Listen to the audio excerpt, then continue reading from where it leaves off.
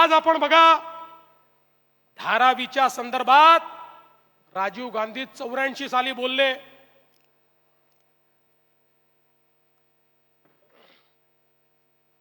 निवडणुकीत पाणी पाजायचं म्हणून थोडं पिऊन घेतो। 85 साली धारावीच्या संदर्भात राजीवजी बोलले। 85 पासून 2014 पर्यंत धारावीचं काही होऊ शकलं नाही, पण आज जगातला सगळ्यात मोठा स्लम रिडेव्हलपमेंटचा प्रोजेक्ट हा धारावीचा प्रोजेक्ट आता सुरू झालेला आहे। आणि धारावीकरांनो, मी तुम्हाला सांगतो, 10 लाख लोकांना घर हे आम्ही या धारावीच्या प्रकल्पात देतो। 10 लाख लोकांना, आणि जेवढे एलिजिबल आहेत या प्रत्येकाला धारावी मध्येच घर आम्ही देणार आहे।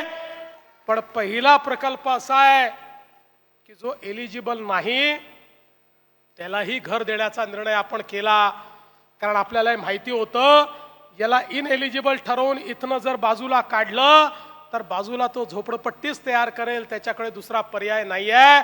त्यामुळे प्रत्येकाला घर देणारा, आणि हे करत असताना आम्ही विचार केला की धारावी ही केवळ एक निवासी वस्ती नाहीये, एक इकॉनॉमिक पॉवर हाऊस आहे।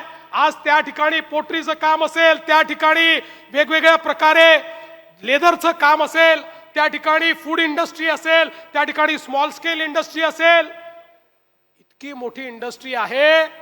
अरे तुम्हाला जे पाहिजे ते त्या ठिकाणी बनवून मिळतं, अशा प्रकारची धारावी आहे। अशा प्रकारचे त्या ठिकाणी कलाकार लोक राहतात, अशा प्रकारचे कारीगर राहतात, आणि म्हणून निर्णय केला की या धारावीतली ही जी इंडस्ट्री आहे ही पण बाहेर जाणार नाही।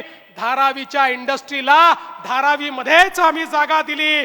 चांगल्या पद्धतीनं त्यांना या ठिकाणी अनऑर्गनाइज सेक्टरमधनं ऑर्गनाइज सेक्टरमध्ये आणलं, आणि 5 वर्षाकरता सर्व प्रकारचे टॅक्सेस हे आम्ही त्या ठिकाणी माफ करून टाकले।